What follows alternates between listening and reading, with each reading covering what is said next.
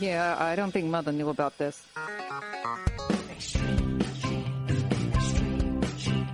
Uncle Marvin was strangled by his own beard.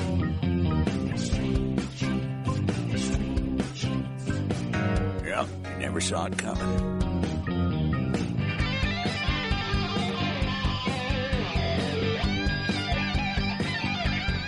And welcome to America's Family History Show, Extreme Genes and ExtremeGenes.com. It is Fisher here, your radio root sleuth, on the program where we shake your family tree and watch the nuts fall out. Well, you know, I was looking at the schedule as we've been loading old episodes onto our shiny new website, the ExtremeGenes.com site, and I noticed we hadn't had CeCe Moore on here since like November. So CeCe Moore is back on the show today for 2 segments. We're going to talk about surprises today from DNA, and I'm going to put it to her about surprises she may have found in her own family and see if we can get her to cough something good up. So we'll see how it goes coming up here in just a little bit. Hey, if you haven't seen our new website yet, you got to check it out. By the way, we're offering brand new courses in basic genealogy and genetic genealogy. So if you want to know how to do the DNA thing, to use those matches to get your breakthroughs, identify birth parents, confirm your paper trail, all those kinds of things, check it out at ExtremeGenes.com. Right now, it's time to head out to Boston, Massachusetts, where the chief is standing by, the chief genealogist of the New England Historic Genealogical Society and AmericanAncestors.org. Hello, David. How are you, sir? I am well, thank you. Although my eyes are a little blurry from putting all these old episodes into our site. It takes about 3 minutes a piece, and there were only almost 400 episodes. So it's done, but I'm resting this week, the rest of the weekend. Yeah, it's kind of crazy. That's going to give a lot of content for people to spend the colder months going through when they say, well, there's nothing on TV, but wait, there's wait a Extreme minute. Genes. Well, and you know, the thing is, of course, the episodes are all up in the usual places. iHeartRadio and what they called iTunes, you know, Apple Media and TuneIn Radio, all these great places. But what those don't have are the transcripts. And we have a great transcriber over in South Africa who's been doing this for us for many years now. And we wanted to make sure that all of her great work is searchable online. So the shows are all searchable because of the transcripts. And then you can follow along with it, too, as you listen to the show once in a while. So check it out at ExtremeGenes.com under Podcast Archive. So, David, what kind of family histoire news do you have for us today? Oh, I get one. Cemeteries have gone to the dogs in Massachusetts, and I mean that literally. The First Church in Jamaica Plain are the owners of an old colonial cemetery. It used to be part of Roxbury, a town in the suburbs of Boston, and now, well, apparently for a while, they have used it as a dog park. What? Yeah. A dog park. Yeah. So all of those old gravestones could be targeted, if you will, for watering. We're hoping that this might change, but it's kind of sad to think that an old cemetery, I mean, I am a trustee of my local cemetery, and we don't allow people to walk their dogs in it for that very reason. But then to allow it to be used for a dog park, not feeling too comfortable about that, especially since it's a historic cemetery. So as you're talking, David, I'm going online, and I see that this is not the only place. There's another cemetery in Savannah, Georgia, that is used as a dog park. They say, yes, dog friendly. I hope this doesn't become a new trend. I mean, there has to be some extra green space or parks that can be utilized that just don't happen to have dead people in it as well. Maybe I'll put a sign next to my gravestone, please don't curb your dog. Here's another one, the Congressional Cemetery in Washington, D.C. Yeah. Oh, no. Bring Fido. That's the name of the website that's actually listing cemeteries you can take your dog to. Great. And they say here, dog walking at the cemetery is permitted by membership only. It's annual and runs from March 1st through the last day of February the following year. Well, you learn something new every day. You know, if I were a politician, I don't think I'd want to be buried at a place where people could bring their dogs. Crazy. And some cemeteries are in tough shape as it is with vandalism and Mother Nature. Speaking of Mother Nature, my next story for Family History News goes a little deeper, 12,000 plus feet in the middle of the Atlantic there, the Titanic graveyard of so many people who went down in 1912.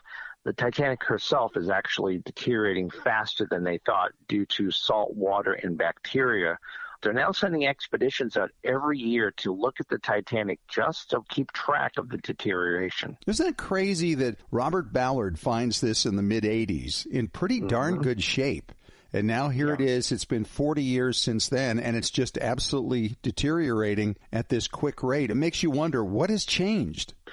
I know. I mean, it's almost like she's been found and now she's ready to disappear to the ages. You know?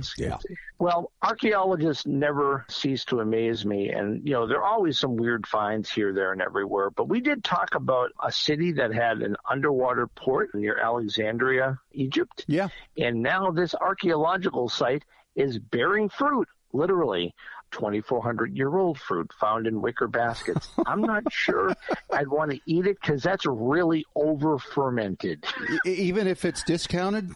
Well, maybe if it's discounted. It comes with a free 2,400-year-old basket. I can have that. That would be something great. Like that, yeah. That's an amazing story. Well, you just never know what you're going to find floating around in the ocean. Just want to tell you that findmypast.co.uk has exciting news, Scottish news that is. You can find parish births and baptisms from 1564 to 1929, marriages and marriage bans 1561 to 1893, and parish deaths and burials 1564 to 2017. This was recently released this summer as news from Find My Past. Exciting news for those with Scottish ancestry. Well, that's about all I have from Beantown this week. And don't forget, if you're not a member of American Ancestors, you can use the coupon code EXTREME and save $20 at AmericanAncestors.org. All right, David. David Allen Lambert, of course, from Boston, and we'll have him back at the end of the show for more of Ask Us Anything. And coming up next, the amazing CeCe Moore, the DNA detective. And we have not had her on since November. And since she's always up to so many incredible new things, I thought we'd get her on for a couple of segments. I'm going to talk to her today about surprises, by the way, because if anybody has found surprises in DNA, it would be CeCe Moore. Maybe she's even found something in her own family. So let's see what she's got to say about that. It's all coming up when we return in 3 minutes on Extreme Genes, America's Family History Show, and ExtremeGenes.com.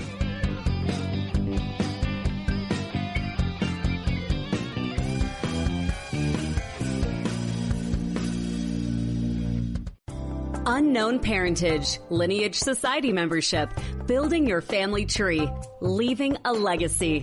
Regardless of your reasons for hiring a professional researcher, Legacy Tree Genealogists can help you discover your family's past. Their genealogists are highly rated in their field with specialties in DNA analysis, historical context, and forensic genealogy. For nearly 20 years, Legacy Tree Genealogists have created thousands of professionally bound and digital reports for families like yours around the world. So whether you've hit a brick wall in your research or are just getting started, Legacy Tree Genealogists can help you tell your story and preserve it for generations to come. To receive a free estimate for professional research, visit legacytree.com or call 1-800-818-1476. That's 1-800-818-1476. We'd be happy to talk to you. Legacy Tree Genealogists. Hey, Genies. As we've dug into our family history explorations over the past year, our community at Genealogy and Family History Breakthrough Strategies has taken off. This is where you can meet like-minded genealogists who can help you break through those brick walls and find a whole city behind it, occupied by ancestors whose names you don't even know yet. This is where you can learn from your fellow genies and ask questions, because many in our community have already been into some of the records you're looking for. Genealogy and Breakthrough Strategies is free. What a great place for brainstorming and getting to know other people who totally get your passion for family history research.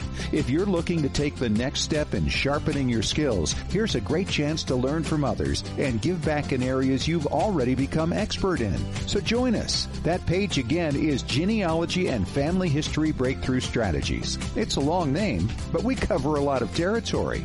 Genealogy and Family History Breakthrough Strategies. Hey, Genies, it's Fisher here, and my shiny new ExtremeGenes.com website has been described as having that new car smell. I love hearing that.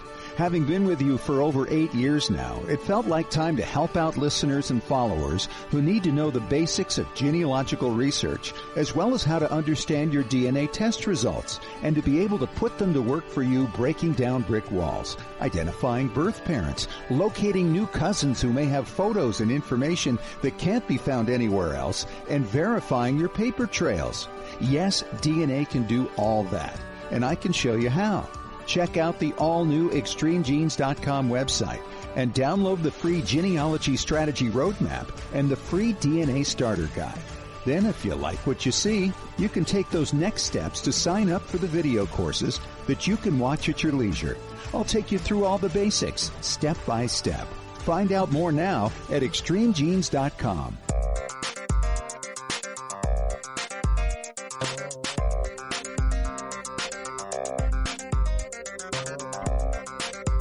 All right, Genies, we are back at it on Extreme Genes, America's Family History Show at ExtremeGenes.com, and it has been a while, a little bit too long since we last talked to my good friend from Parabon, CeCe Moore, the genetic genealogist. CeCe, welcome back to the show. It's great to have you. Thank you for having me. I can't believe it's been so long. It feels like it was just a few weeks ago. Well, I've been loading these old episodes back onto our brand new Extreme Genes website. I'm working backwards, and I found the last time you were on was like November. And it's like, that's not possible. I can't believe it. I know. I guess 21 is already more than half over, which seems just impossible. I know. Well, I was thinking about you the other day because, we read about surprises and we know that the overwhelming majority of DNA test results do not result in a surprise. But that's why when a surprise does happen, it's kind of a shocker in many cases. And I thought, well, there's nobody who's had more surprises than CeCe Moore and all your research in crime and adoptions and everything else that you do. So my question for you to start out with, at least, is have you ever had a surprise in your own family? Well, for the longest time, I would always say, no, it's odd. Everyone around me has had all of these surprises. I'm constantly dealing with other people's unexpected surprises, but I hadn't had any in my own family. I thought it was a little boring, but I had my own surprise.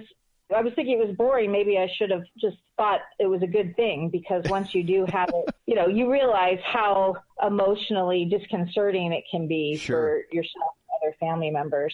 And so although I'm happy to have a long-time mystery in my family resolved, it's a very difficult thing for the family to deal with. I'll bet. So is this something that you can give us some details on?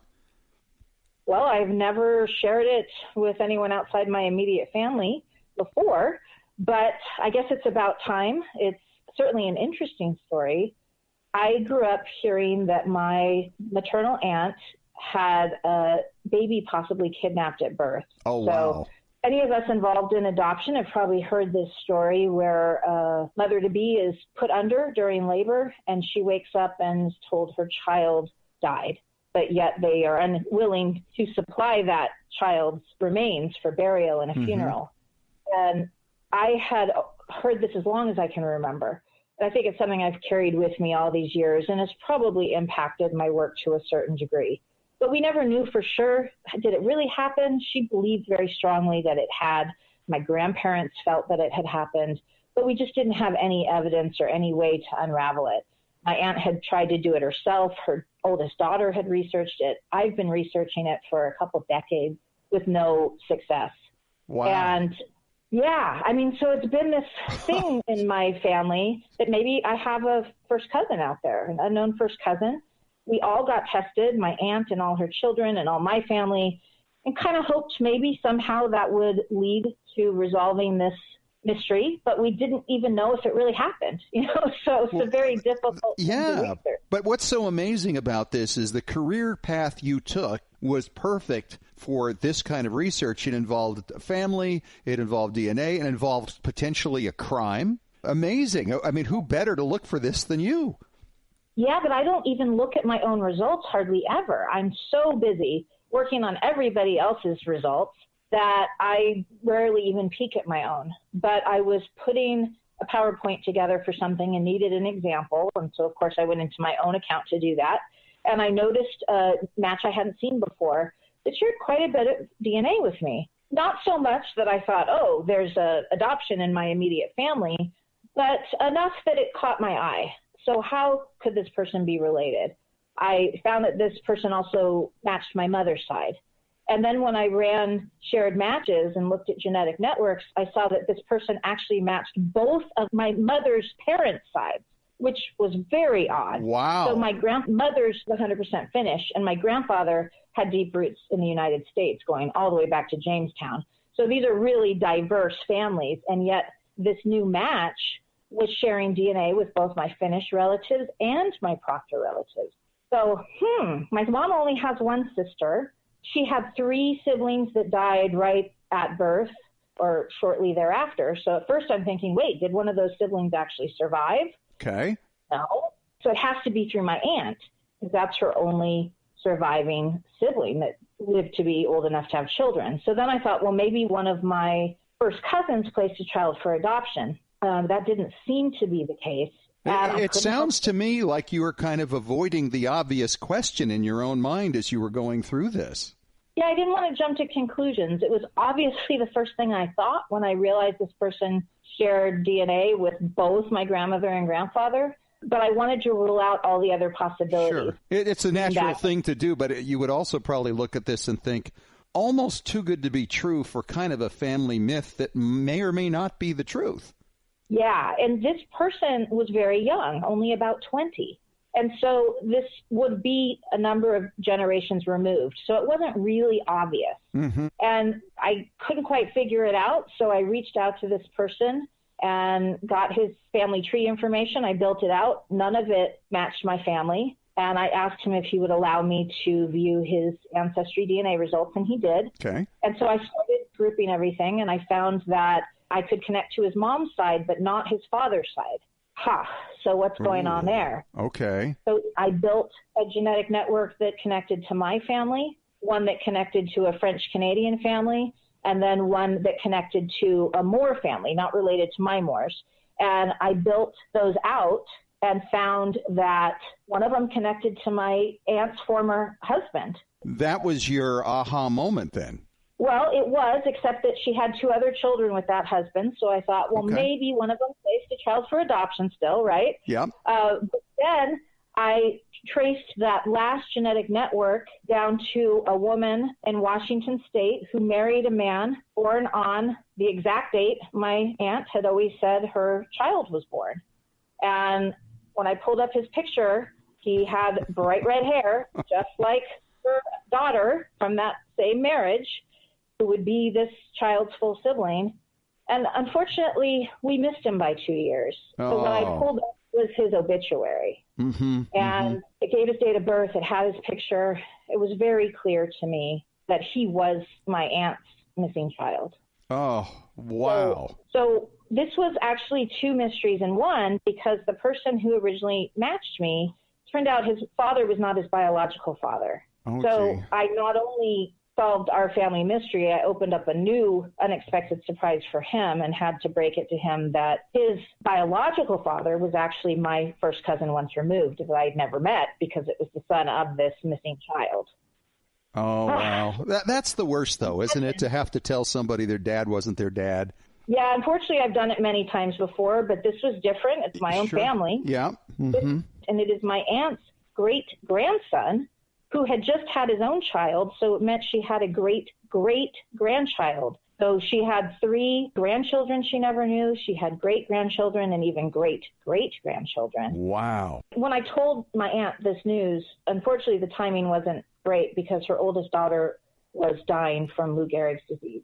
And I had to tell her I found her son, but he was also deceased. And then my aunt caught COVID and ended up passing away without being able to meet any of these new family members, her grandchildren and great-grandchildren and great-great-grandchild.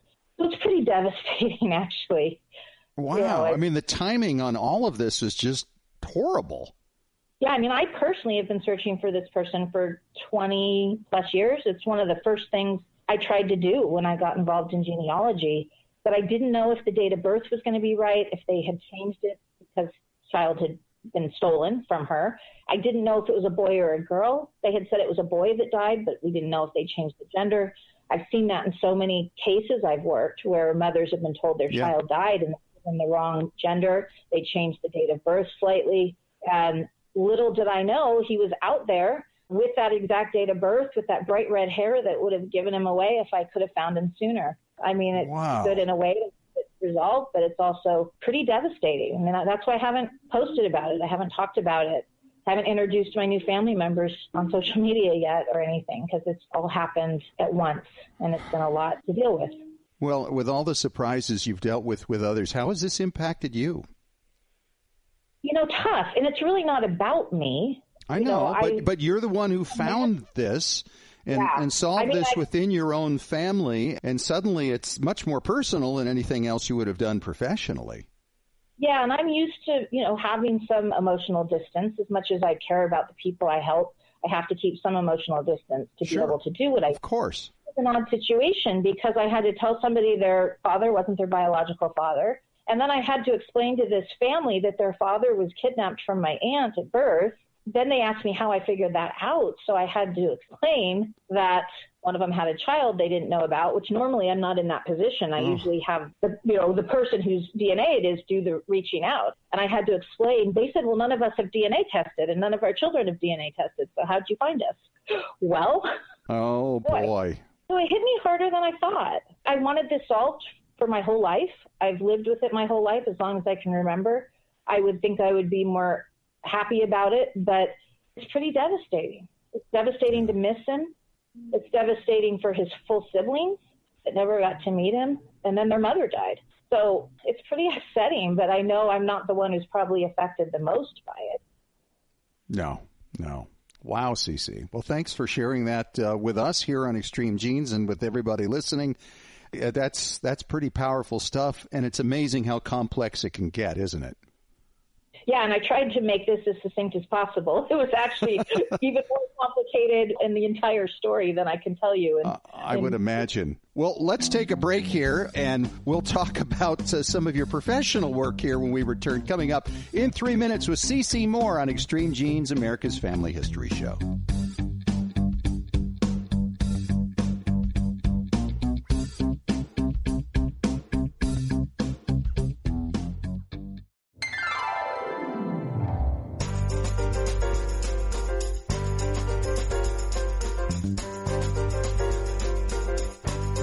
All right, back with CeCe Moore on Extreme Genes, America's Family History Show, and ExtremeGenes.com. And CeCe, I'm still reeling from the story you just told about the surprise in your family. And we need to talk, though, about some of your professional work because you've kind of dovetailed in a new direction because of a change of direction with GEDmatch recently. Let's talk about your work with the Jane and John Does and explain, first of all, what they are to people who might not know. Sure. So there is somewhere between about 40,000 and 50,000 unidentified deceased individuals in the United States. No one knows the exact number, but there are many, many people that have died without their identities. Are most of these people murder victims, or are they just folks who maybe died of an accident and were found somewhere? What percentage are what? It's often difficult to tell, and many of these cases are very old. Some of them definitely look like homicides and can even be confirmed to be homicides, but many more of them, it's unclear. Obviously, if there's a bullet hole or something like that, they know. Some of them, they can see blunt force trauma, but beyond that, it seems to be very difficult to make that determination. Some of these are unidentified victims of serial killers. I've worked on a couple of those. And then it goes all the way to the other end of the spectrum where it looks like somebody was hiking and fell, or was maybe camping and died for some reason, maybe was homeless and passed. But in all of these cases, what they have in common is we don't know who they are, and they have been nameless for years or decades in some of these cases. So you've been researching criminal work over the last several years, and now you're doing this like on your quote-unquote spare time on the weekends. And, well, and what's opened it up, though? I mean, where you're able to do more in this type of work, because as I understand it, without GEDmatch's database available, that's kind of been a struggle, hasn't it? Right. So I've always worked Jane and John Doe cases while I was working suspect cases. It's part of what we do at Parabon. In fact, we have a contract with Oregon State Medical Examiner. And because of that contract, we have dozens and dozens of unidentified decedents or Jane or John Does that we're trying to help Oregon State identify. There's a wonderful medical examiner up there, Dr. Nikki Vance, who cares very much about these cases. She's wanted them solved for her entire career, and she sees the power of genetic genealogy to do that. So we're working really closely together. So I've been working a lot of those cases, still working suspect cases. But because of that contract, I have a constant supply of those. And then the other reason I've been working them so much is because GEDmatch changed their policy on Jane and John Does back in January, where they opened up the whole database to them. Yeah, and I don't know if everyone's aware, but it's made a huge difference for my work, for DNA Doe Project's work, for anyone that's working on these Jane and John Doe cases. Instead of only being able to compare against the opted-in database, which is probably less than 500,000, we can now compare against the whole GEDmatch database, which is closer to 1.5 million. Wow. So when I need a break from the extremely difficult suspect cases, I can jump into one of these cases and I have a much better chance of quicker success. So I've been spending my weekends identifying one and sometimes two of these individuals almost every weekend. That's incredible. And these are provided to you, the information and the DNA from police force out there somewhere? It's usually a medical examiner, and that's one of the reasons I think that Verigen, that owns GEDmatch, has made this change. I am told that they consulted with some experts in bioethics and came to the conclusion that these cases were not unlike adoption cases, and so they should be allowed to be compared against the whole database. Hopefully your listeners are supportive of that and we're aware of it. But what it has meant is many of these people have been getting their names back finally, and their families have been getting notifications about what happened to them. So who notifies the families, CeCe, after you identify these people? Is it usually the medical examiner's office? Sometimes. So each of these people are obviously found in a jurisdiction where an agency might be involved. So although the medical examiner is in charge of them, there may be a law enforcement agency that is involved that then can do the notifications. Some of the cases I'm working, there just isn't anyone else available to do them. And because of my experience dealing with the difficult cases I've dealt with all these years in another setting, I've been entrusted to reach out to some of these families, particularly if there's an adoption situation or something that makes the genealogy or the genetic genealogy a little bit more complex and sensitive. So I actually had a recent case that took me more than a weekend. It was very difficult because it involved Tennessee pedigree collapse. Oh, dear. And I didn't know if I was ever going to find this poor guy, a young man, teenager, most likely, very old case. And when I finally got to the family I thought he was from, the immediate family, I found that there was a woman searching for her biological father, who was, I believe, this missing person. So this was a very sensitive situation. So what has been the reaction of most of those folks who knew that their loved one was missing? You know, I think so many of them were in denial a bit, hoping that their loved one was just out there living their life, had changed their name, for example, and just hadn't been in touch. And so even if decades had passed, when I've had these conversations with them, they've been devastated. It's always like ripping off a Band-Aid. And so it does take a lot of sensitivity and compassion. And I, often will end up on the phone for 2 hours or so talking to these individuals and then continue to be in touch with them. And this is your weekend hobby. I mean, that's absolutely amazing. It's part of my work. I do really enjoy being able to dig into these cases. And the ones where I have more to compare against are obviously more straightforward. Now, that doesn't mean they're always straightforward, but they do come together very nicely. Oftentimes I'll have 3 or 4 genetic networks that represent each of the grandparents' lines. And so these are really high confidence potential identifications. When I write up that report and do the briefing for the agency or the medical examiner, I'm often very confident that this is that person. Some of these cases, I've been fortunate that when I finally get to that family, somebody has marked that person deceased on their family tree and missing. So just recently, last weekend or the weekend before, I had 2 different cases where once I got to that immediate family, which took a lot of time, but once I got there, there was an entry on a public family tree that said missing, presumed dead, or vanished, disappeared.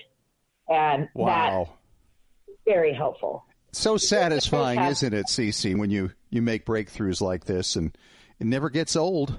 Yeah, I mean, it's really helpful because I just worked a case last weekend where I absolutely was sure about who the parents were. I knew they had a daughter that was my missing person, but I couldn't find her name anywhere because she wasn't born in a state that has open birth records. I could see her on someone's tree as private. I was like, why couldn't you just mark it? Because it's so helpful. So if you are building your family tree and you do have a family member out there and they are missing, have been missing for years or decades, it would be great if you would mark that on the tree. And remember, we can't see them if they're living. So if you mark them as deceased but unknown and put a note, that really can help us in our work. She's CeCe Moore. She's the genetic detective, and in more ways than one. And CeCe, it's been way too long. I am so thrilled that you came back on today, and let's get together a little sooner this time around, okay, next time. Absolutely. Thanks for having me. All right. Well, you have a great fall, and we'll talk to you again soon. All right. You too. And David Allen Lambert is coming up next for another round of Ask Us Anything on Extreme Genes, America's Family History Show.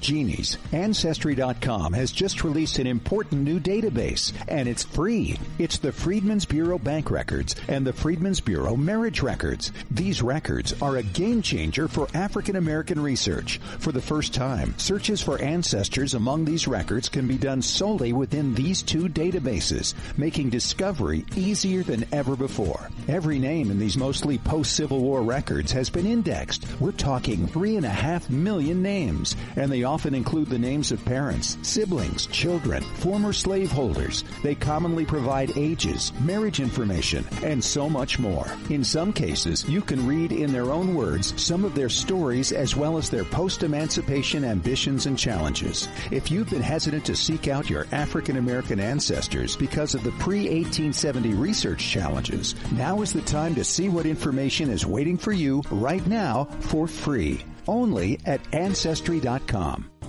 Unknown parentage, lineage society membership, building your family tree, leaving a legacy. Regardless of your reasons for hiring a professional researcher, Legacy Tree Genealogists can help you discover your family's past. Their genealogists are highly rated in their field with specialties in DNA analysis, historical context, and forensic genealogy. For nearly 20 years, Legacy Tree Genealogists have created thousands of professionally bound and digital reports for families like yours around the world. So whether you've hit a brick wall in your research or are just getting started, Legacy Tree Genealogists can help you tell your story and preserve it for generations to come. To receive a free estimate for professional research, visit legacytree.com or call 1-800-818-1476. That's 1-800-818-1476. We'd be happy to talk to you. Legacy Tree Genealogists. Hey Genies, it's Fisher here, and my shiny new ExtremeGenes.com website has been described as having that new car smell. I love hearing that. Having been with you for over 8 years now, it felt like time to help out listeners and followers who need to know the basics of genealogical research, as well as how to understand your DNA test results, and to be able to put them to work for you breaking down brick walls, identifying birth parents, locating new cousins who may have photos and information that can't be found anywhere else, and verifying your paper trails. Yes, DNA can do all that, and I can show you how. Check out the all-new ExtremeGenes.com website and download the free Genealogy Strategy Roadmap and the free DNA Starter Guide. Then, if you like what you see, you can take those next steps to sign up for the video courses that you can watch at your leisure. I'll take you through all the basics, step by step. Find out more now at ExtremeGenes.com.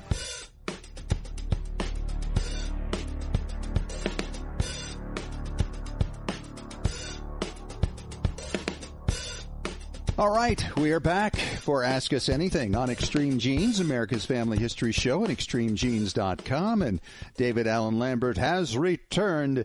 And, David, we have a question here from Kathleen Vincent in Murray, Utah. She says, Fisher and Dave, I recently found an ad in a Maryland newspaper where my ancestor said he would no longer pay his wife's bills. There were other similar ads in that paper. Please explain these things. Kathleen. Oh, yeah. My fifth great-grandfather, David Whitney, a war soldier. He had been married 3 or 4 times, and his fourth wife, he took out an ad in 1789 that says, I forbid all those from trusting my wife Lydia, for she has eloped from my bed and board. Yeah. And this is a common term we hear, elopement, but it doesn't necessarily mean eloping like to go get married. It means just basically running away from her husband and maybe to somebody else. Right, exactly. I mean, you don't know if, the circumstances are, was he abusive? Did she find somebody else? The story is never clear. And a lot of these fish, we don't really have divorce records. Right. At least in Massachusetts, we find divorces well back into the 1600s, but they don't seem to be commonplace until well after the Revolutionary War. And then by the 19th century, everybody's divorcing left and right. But it's always interesting when you run into something like that because you wonder, well, why wouldn't they pay the bills? Where'd she go? What happened there? But, this is often a thing that we don't think much about today because you're right. We don't know the circumstances here, and it could be somebody escaping a real brutal relationship. Oh, yeah. And she could be like staying at a tavern nearby and incurring a bill under his name. And rightfully so. Maybe the person was an abusive husband. We just don't know the details. But I've also seen ads from ladies writing that their husbands have gone out to sea permanently and not on a boat. Like they've just disappeared. It's like, I know that he's with so-and-so. And like they spell this out in the papers. And this is in the 18th century, early 19th century. They're quite colorful. I always used to chuckle at them until I found that my ancestor, David Whitney, in 1790 was living alone. And I thought to myself, why is he living alone? He got married in 1787. Did his wife die? And then when I found that ad, I'm like, oh, that's why he's alone. She left him. So yeah, we tend to think these days that we have no privacy like in the old days. No. I don't know that there was that much privacy back then. No, you had your fence viewers. If you did anything on the Sabbath, like went and picked something out of your garden, you'd be called into the church court. Yep. So, and that would be published. And then you probably sit in the stalks, and that rotten fruit that you never picked would probably be thrown at you. Ooh. So, yeah, so there are a lot of things like that, but that is a really fun ad to find, and it really gets you wondering what's going on there and why. And really all you can ever do is speculate because it's really pretty rare to find something on that. Unless you do find something in a church situation, maybe a police situation, somebody was charged with something. But that's pretty rare on the whole. We also see ads for runaway enslaved individuals and other things. Right. You can have an apprentice that ran away. And a lot of times people ask about apprenticeship records. I'm like, really? You don't find them unless you break the legal contract. Because handshakes and documents never had to be filed in court. But if they ran away from it after they had their suit of clothes and paycheck, the newspaper will have an ad. And sometimes you'll even see a church now taking care of a family because a man abandoned the family, like happened with my guy over in England in 1818. They give a full description of him, what he was wearing at the time, how tall he is, what he looks like, his complexion, color of his eyes. It's like, well, this is really useful for me. It's just kind of a shame for the family he left behind. Kathleen, thanks for the question. We'll get another one coming up here when we return with Ask Us Anything on Extreme Genes, America's Family History Show, in 3 minutes.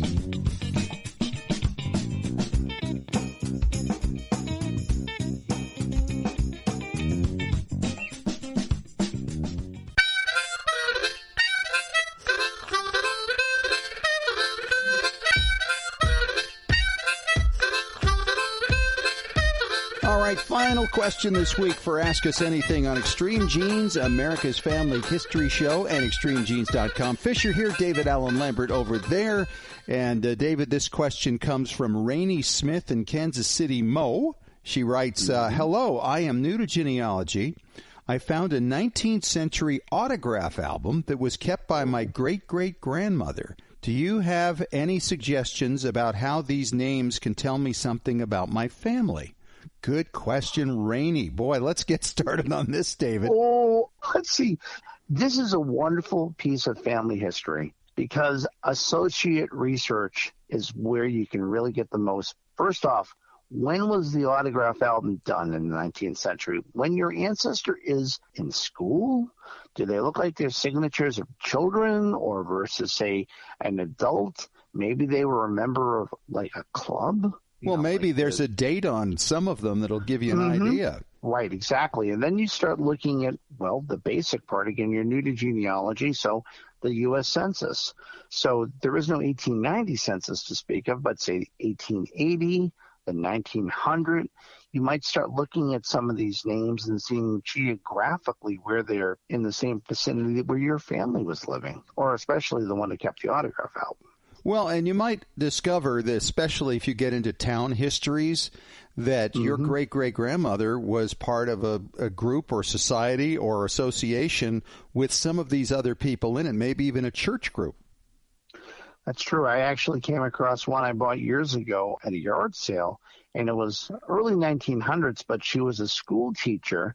I originally thought these were people that she went to school with. No, they were other teachers at the same high school and other teachers that she had dealt with through her life for over 20 years. Isn't that interesting? You mentioned teachers. I remember going on eBay once and poking around for stuff from my hometown and found a signature in an autograph book from the 1920s of the neighbor that I knew in the 1960s when I was a kid. She was a little old lady. I thought, well, there's Mrs. Parker. How about that? You never know what you're going to run into. Autograph albums tell so much also.